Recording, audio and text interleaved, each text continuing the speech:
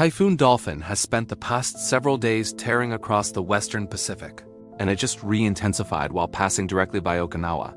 Let me walk you through exactly where this storm stands right now, what's already happened, and what's still coming as it bears down on China. Here's where things stand as of the latest advisories. Typhoon Dolphin reached super typhoon strength last week, with winds over 165 miles an hour, equivalent to a Category 5 hurricane.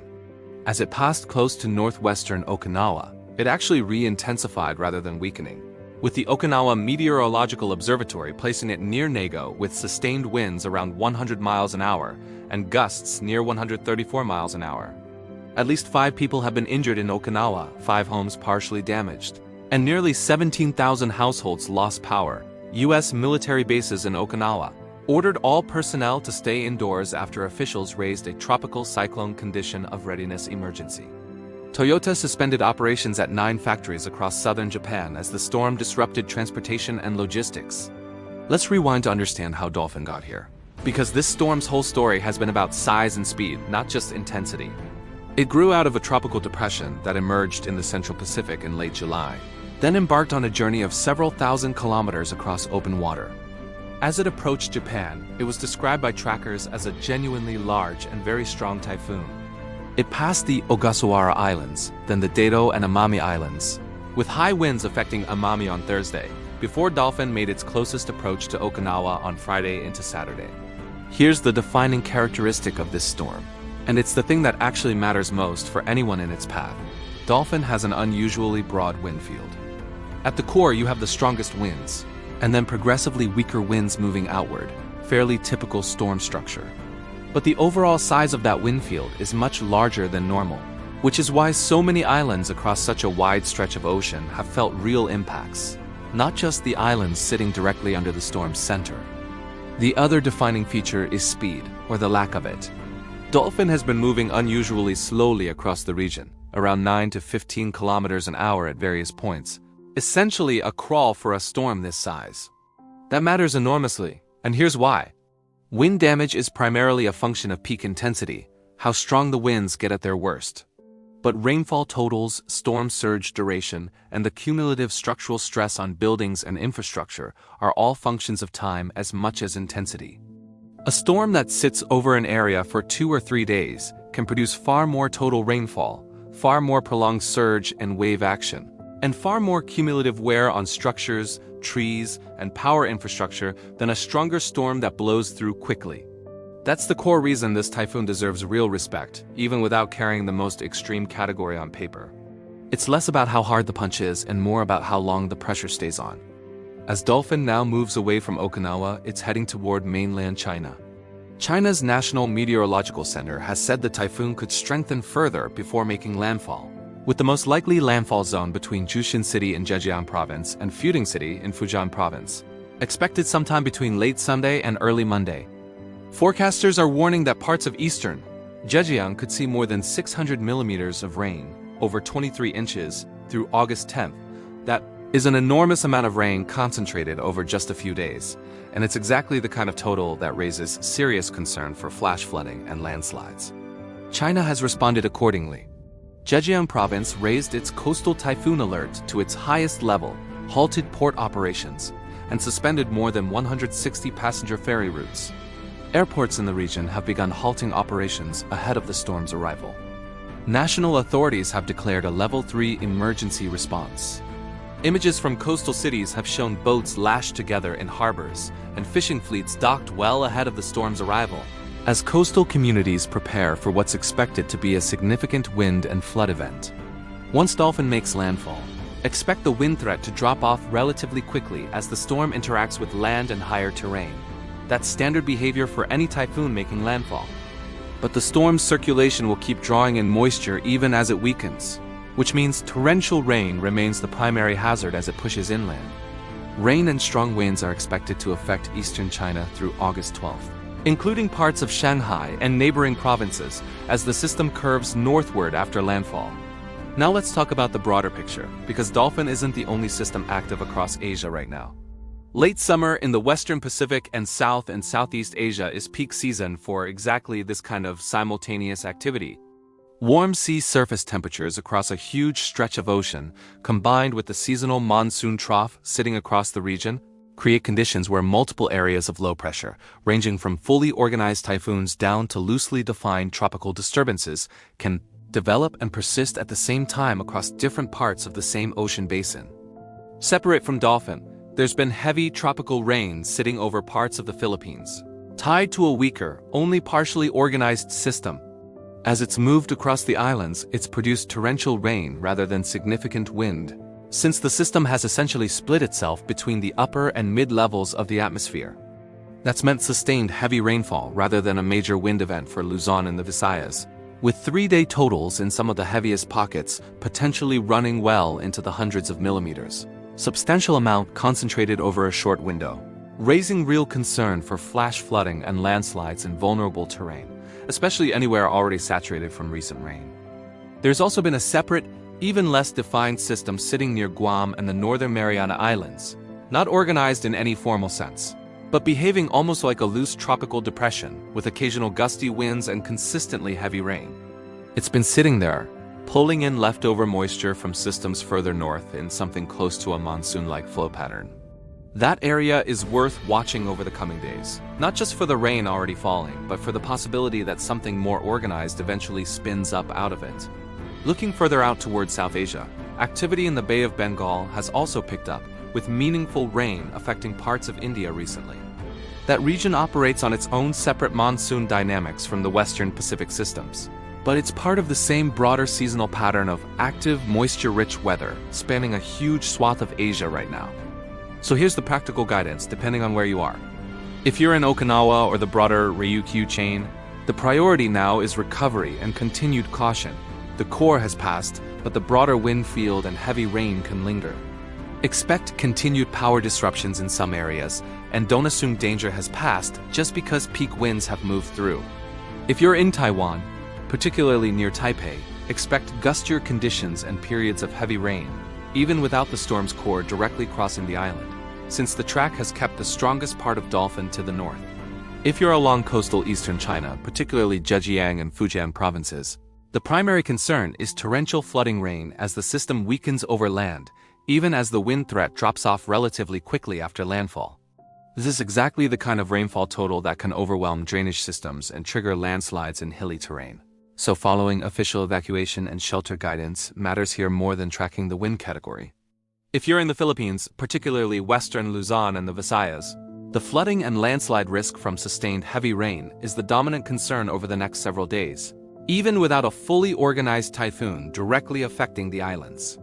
And if you're in Guam, Tinian, or Saipan, expect an extended stretch of heavy rain that may run past the initial forecast window, worth monitoring closely, both for flooding potential and for any sign that the loosely organized system nearby begins to consolidate into something more defined. To summarize where things stand, Typhoon Dolphin has passed its closest approach to Okinawa, re-intensifying rather than weakening as it did, and is now tracking toward landfall in eastern China between Zhejiang and Fujian provinces, expected late Sunday into early Monday, with the potential for extremely heavy rainfall over 600 millimeters in the hardest hit areas as the primary hazard once it moves inland. Separately, heavy rain continues across the northern Philippines from a weaker, disorganized system, and heavy rain continues across the Marianas from a third system worth watching for further development. But the biggest question now is what happens after Dolphin moves inland, because weakening over land does not mean the weather immediately becomes harmless. A tropical system can lose its organized circulation while still carrying an enormous amount of moisture. That moisture can continue spreading across a large area, especially when the storm interacts with seasonal monsoon air and existing weather fronts. For eastern China, that means the rainfall threat may actually become more important than the wind threat as the system moves inland. A weakening tropical cyclone can dump extraordinary amounts of water over a relatively short period. Rivers can rise quickly, smaller streams can overflow, and urban drainage systems can become overwhelmed when rainfall rates remain high for several consecutive hours. The terrain makes this even more complicated. Parts of Zhejiang and Fujian contain steep hills and mountains where intense rainfall can destabilize slopes. When soil becomes saturated, the risk of landslides increases dramatically.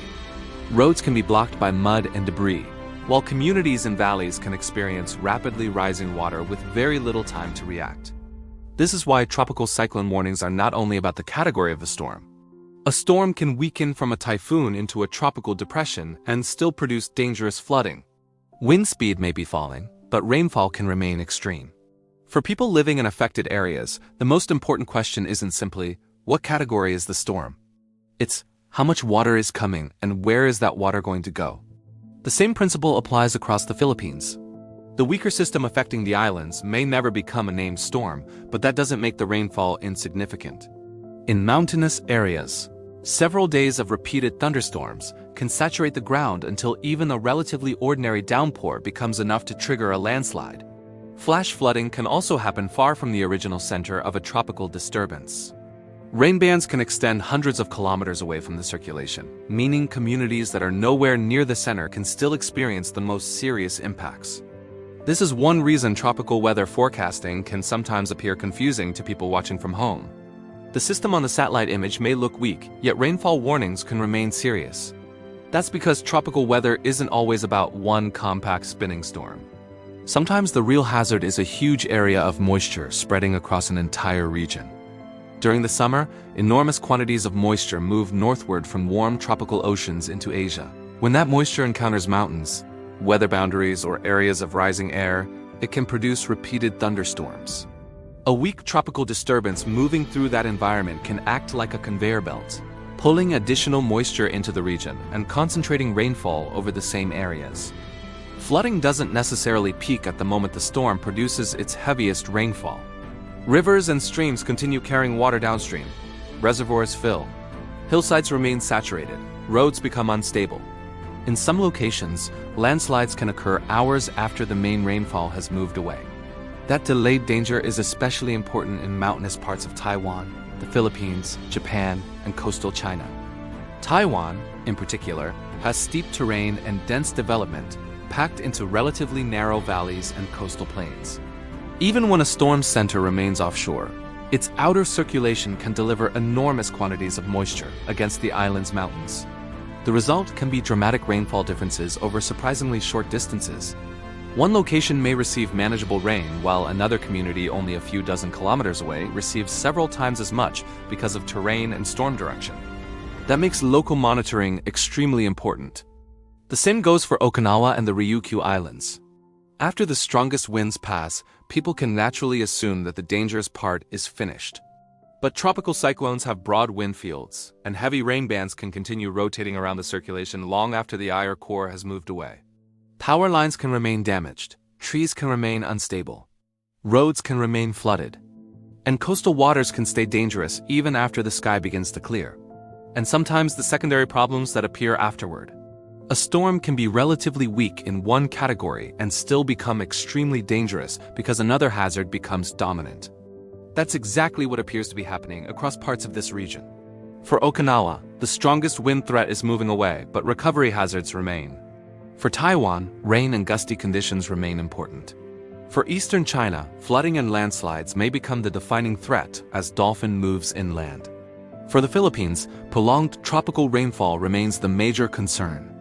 And around the Marianas, the story is still developing, with a disorganized area of weather that could either fade away or gradually become better organized.